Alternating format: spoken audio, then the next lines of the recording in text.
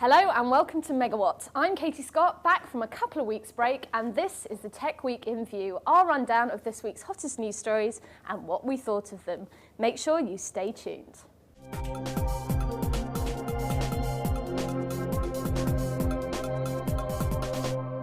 The BlackBerry Storm will be available to buy from the 14th of November. It is a model to get excited about. I was one of the first journalists to have a hands-on, and the new touch technology does really set it apart, as does the price. You'll be paying £300 for a one-year contract. But what's really interesting with this phone is it's a prestige model, along with obviously the iPhone 3G, and then you've also got the Android G1. But what also ties in all of these models is that they are all on exclusive contracts with different phone providers. So obviously O2 fought long and hard to get the iPhone. RIM, the BlackBerry, has obviously gone to Vodafone, and last up you've got T-Mobile with the Google Android models. But I really think that this is a bad thing for consumers, something that Stuart Miles commented on back in September. It's bad because they're not competing against each other for these models. Obviously they are for normal phones, but these smartphones, these prestige models, these models that people will save up to buy, you have to go to just one provider. And that's got to be a bad thing for consumers who, at the moment, are looking for the best price they can possibly get. So some of our American viewers might be getting slightly sick of talking about the American election, but I want to talk about it very briefly from a technology point of view. We know that this was one of the most expensive elections in American history, but what was really interesting was the use of technology, especially the internet, right from early on. Number one, both of the candidates used the internet to fundraise. Number two, they used social networking sites to get people together, whether physically or just online. But number three, the most interesting aspect, I think, is the whole blogging. Basically, you have bloggers from across America commenting on absolutely everything the two candidates did.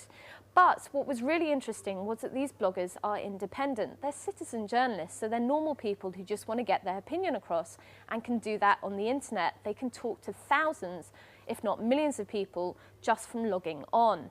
And it was bloggers who actually launched some of the biggest stories. There was one that I read about in the New York Times. A lady called Mayhill Fowler, who was just a blogger, went along to an Obama fundraising event in San Francisco, and Obama made some comments about Americans clinging to guns, clinging to religion, and clinging to their apathy towards people who were different. This became a massive story, even though the person who wrote it wasn't actually a journalist. But outside of the United States, the interest in the American election across the whole blogging community has been absolutely unprecedented.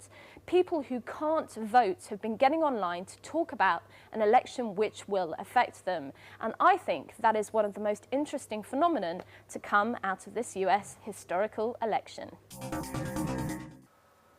There are now around 1,000 titles available on Blu-ray disc in the US of A. Well, whoopee-doo. Why am I not excited? Well, Blu-ray discs are expensive and Blu-ray players are still around £300 in the UK, so it's quite a lot of money. Way back in April, Sony's president said that he thought Blu-ray would get 50% of the DVD market share by the end of this year.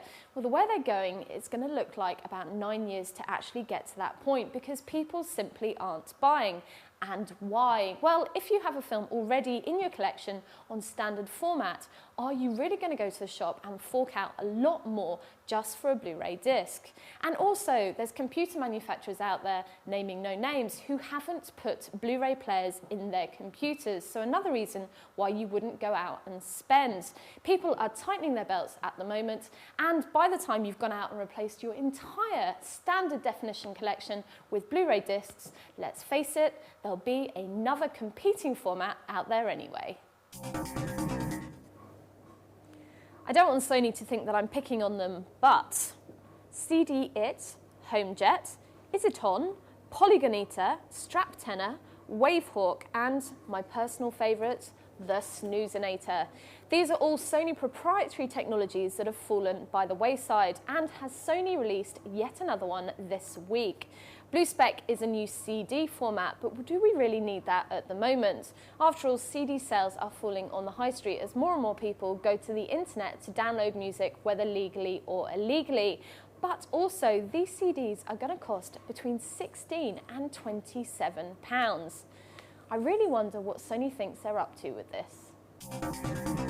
That was the Tech Week in View, our rundown of this week's hottest news stories and our own very special spin on them. Make sure you join us again next week, and in the meantime, why not check out Stuart's quick review of the BlackBerry Storm and also the coverage of this year's annual Pocket Lint Awards, which is happening in this very venue this evening.